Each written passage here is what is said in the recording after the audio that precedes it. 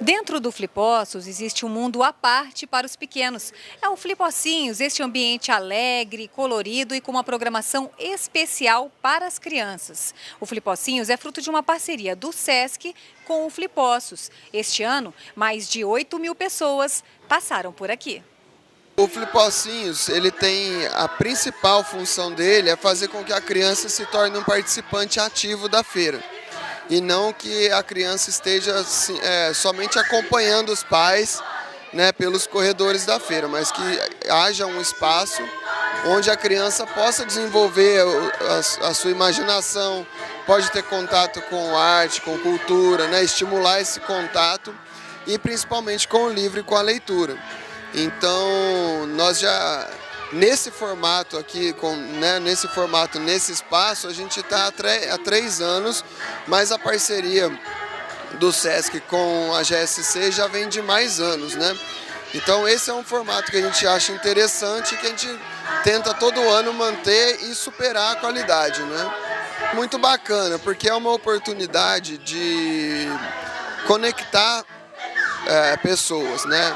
O SESC ele tem esse papel de transformação social e a gente acredita muito que isso se dá pelo encontro, né? E uma feira desse tamanho, uma feira com esse porte, com essa projeção, é um espaço ideal para que esse encontro aconteça, né?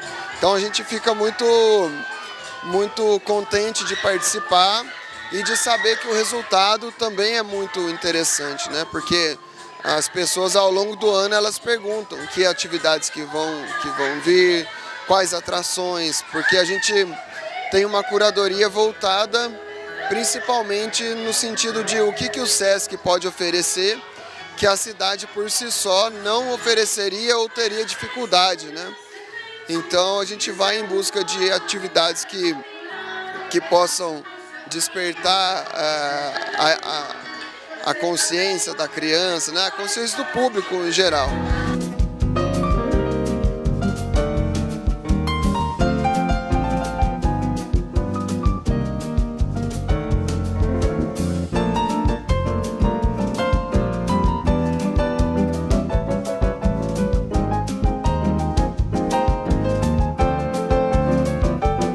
Passa-se a afirmar que tudo o que existe é formado por informação. Que o que você chama de energia ou matéria, na verdade, é pura informação. Então, dentro desta teoria, nós temos assim, a informação gera consciência, que gera energia, que gera matéria. Essa é a chamada teoria informacional.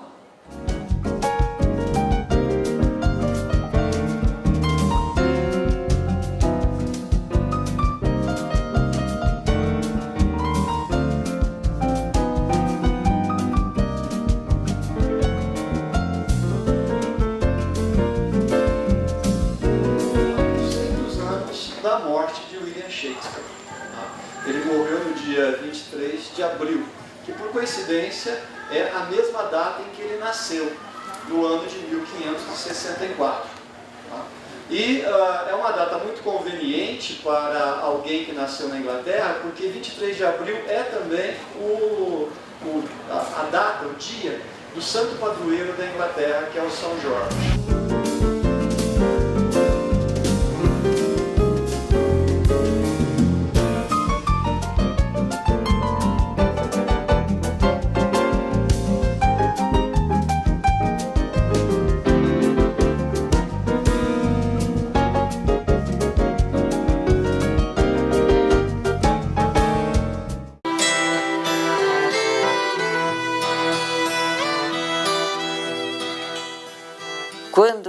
a guerra estava terminando. Nós sabíamos porque tinha esquadrões de aviões sem parar, voando em cima. Os americanos de dia e os ingleses de noite. Quando americanos começaram a ajudar, então nós andamos da Alemanha até Áustria. Então andamos a pé. Então, mulheres e homens. Andamos a pé, passamos assim, mas de noite precisava dormir. Então a gente dormia na neve. E muitas morreram, ficaram doentes. Eles davam comida para o pessoal como numa imensa malnutrição. Tudo encolhe, o miolo, estômago, tudo, coração, tudo fica, né? O pessoal comeu e morreu. Eu, por sorte, não comi. Não podia já ficar no pé, já não podia nada. E eu falei para aquele cara, que ele olhava assim, eu falei para ele pouco inglês e pouco yiddish. Falei, you are Amro. You are Amro. E eu desmaiei. Eles desceram e realmente ele era Amro. Ele era soldado americano.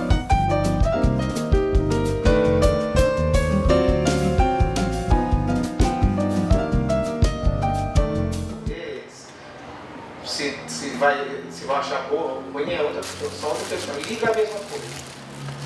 O autor do livro talvez seja uma das pessoas menos capacitadas a dizer para um leitor o que significa aquelas passagens do livro dele. Porque o livro, para o leitor, passa a ter outro significado, muitas vezes completamente diferente daquele que o autor quis dar. Porque o leitor vai interpretar de acordo com a sua experiência. Falei um pouco da vida do Dostoiévski, né? Falei um pouco dessa obra que é considerada, por grande parte dos críticos, como a magnum opus, a obra mais importante dele, os irmãos Karamazov. Todo mundo no Brasil tem mania de dizer Karamazov, mas é Karamazov que se pronuncia. E explicando um pouco da importância dele no cenário, não só da literatura russa, como da literatura mundial. Quem foi que foram as influências dele, quem foi que foi influenciado por ele, né? Nomes de peso e muitas correntes da literatura, da filosofia e da psicologia se utilizaram das ideias e dos conceitos de Dostoiévski. Para você ter uma ideia, Freud era um fã incondicional de Dostoiévski. Nietzsche era fã incondicional de Dostoiévski, dizia que era o único escritor que merecia ser lido, né, na época dele. Então, isso mostra que realmente ele é uma referência, ele é um marco. Queira, goste ou não goste das ideias dele, ele é leitura obrigatória. Voltei porque adorei a minha primeira participação, o convite da Gisele, eu não podia deixar de aceitar, né? Sou apaixonado aqui por Poços e se ela me convidar mais 2, 3, 4, 10 anos, virei tantas vezes quanto ela convide.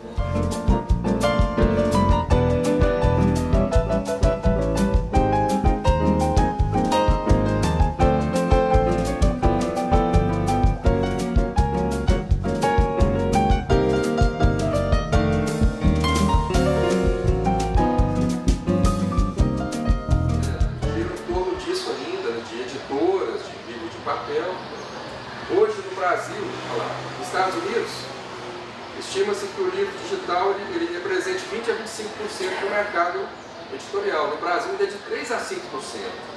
Então, quem está esperando ter uma obra e que vai fazer volume nela, tem que ter um pouco de cuidado. Tem que ter um pouco de cuidado. E o conselho que eu dou é esse, é pegar o livro digital e usar ele na estratégia de divulgação e de venda do livro físico também. Porque eu acho que a pessoa que faz o livro, que faz o e-book, tem uma expectativa muito grande de deixar ele muito bonito, deixando a plataforma muito bacana, mas esquece muitas vezes da parte prática, que é botar a venda, né, a venda em prática mesmo, a parte mercadológica, que é o mais complicado.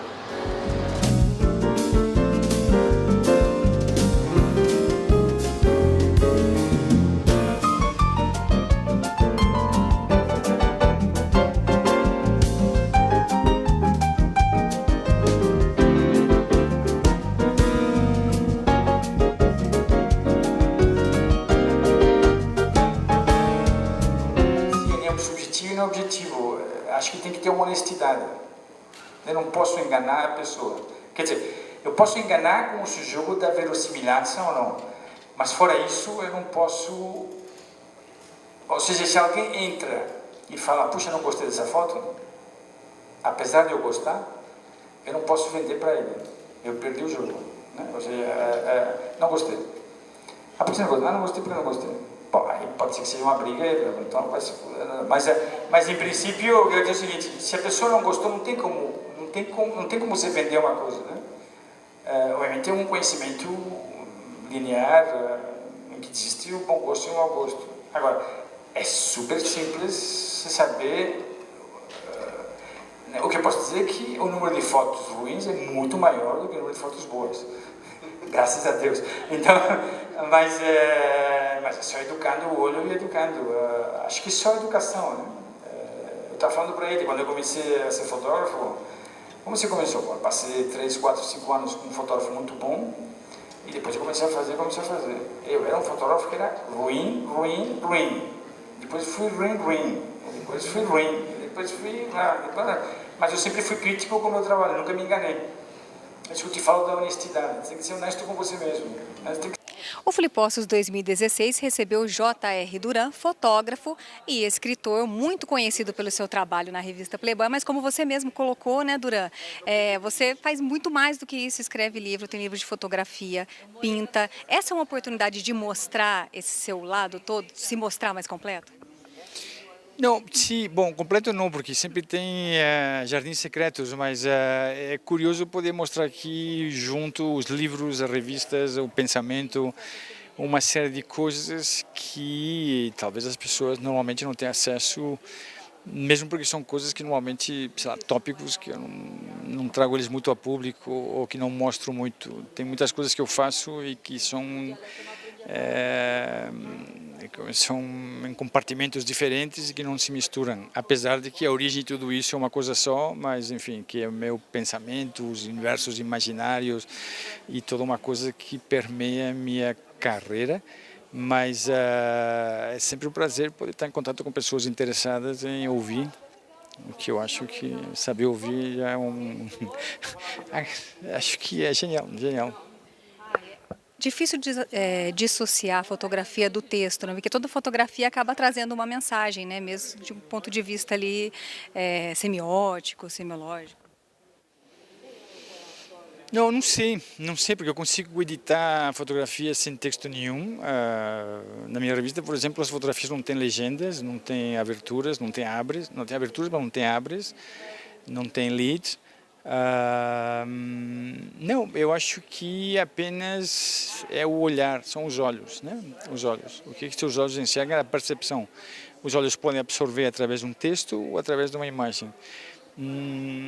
E o significado disso talvez se misturam num certo ponto, mas não vejo que as coisas podem ser independentes, como falou a moça, perguntou a professora. As coisas podem ter trajetórias diferentes. Acho que a maneira do raciocínio nunca é uma maneira só, quer dizer, os fluxos podem ser eles bastante... Aliás, todos os fluxos, eles têm movimentos que aparentemente são contraditórios, mas eles são complementares.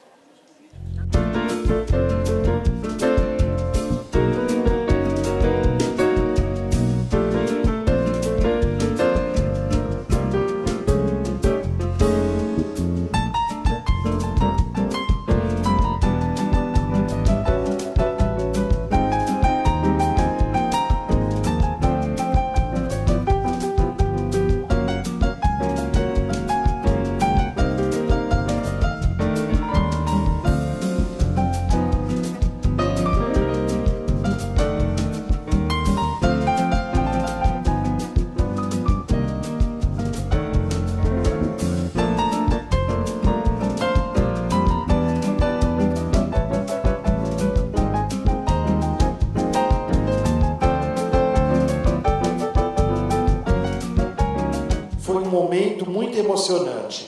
Ela estava envolta em um cobertor, pois não aguentava mais os piolhos da sua roupa e tremia de frio.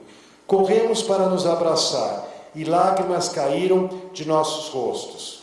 Lágrimas que possuíam... Porque não é nada fácil, mas tem que ser divulgado para que o Holocausto não seja esquecido. Que é fácil esquecer, né? E foi uma coisa tão imensa, muito maior que a maioria das pessoas pensam, que eu vou mostrar durante essa fala. Não foram só 6 milhões de judeus, foram muito mais. E isso que tem que realmente saber, porque foram ocupados 19 países na Europa. E a ideia dos alemães era para que nenhum judeu sobrevivesse naqueles países que eles tinham o poder. E eu acho que tem uma certa necessidade, as escolas pedem muito, para que os alunos tenham uma ideia, né, o que era isso. Isso é difícil para compreender, na verdade, é difícil, né, para dar uma dimensão a isso, mas eles me ouvem e aceitam, e eu acho que um ou outro que realmente assume a responsabilidade, principalmente nosso juventude judaico, a quem pertence o futuro, para que quando não tem mais sobreviventes, eles continuem fazer esse trabalho. Eu acho que o tema do Holocausto é aquela famosa frase assim, esquecer para nunca mais se repetir, né? Então a gente tem uma tragédia na história da humanidade, né? Tem gente que fala que a gente poderia começar o mundo antes e depois do Holocausto, não apenas o Holocausto judaico, mas teve a bomba de Hiroshima que dizimou milhares de japoneses num único dia, né? E, como a Nanete vai contar hoje aqui, a matança de judeus foi um projeto de grande engenharia, de produção, de grande inteligência, de produção, de planejamento, que pretendia matar pessoas, né? Então, por incrível que pareça, a gente que chegou no século XX com tanta cultura, com tanta ciência, com tanta tecnologia, com tanta coisa, a gente também chegou nisso. Então, é um alerta que a gente precisa repensar um pouquinho os caminhos que a gente está tomando, né? E está sempre alerta. Afinal, o Holocausto, o nazismo, começou numa eleição direta, né, democrática, na Alemanha, quando Hitler, em 1933, foi eleito. Em 1939, a guerra explode, né? Então eu acho que toda essa temática, né, uma temática às vezes que parece longe da gente, mas que, até pelo Brasil viver situações tão difíceis e perigosas, né, a gente está muito alerta para não deixar que nenhum salvador da pátria venha e tome conta das mentes e dos corações das pessoas e leve todo mundo para um caminho que depois a gente, quando olha, nem acredita que aconteceu, né? Então, eu acho que é um grande alerta, e parabéns para a Flipossos ter colocado na sua programação a Nanete, e eu tenho uma honra de estar aqui junto com ela para tratar do assunto.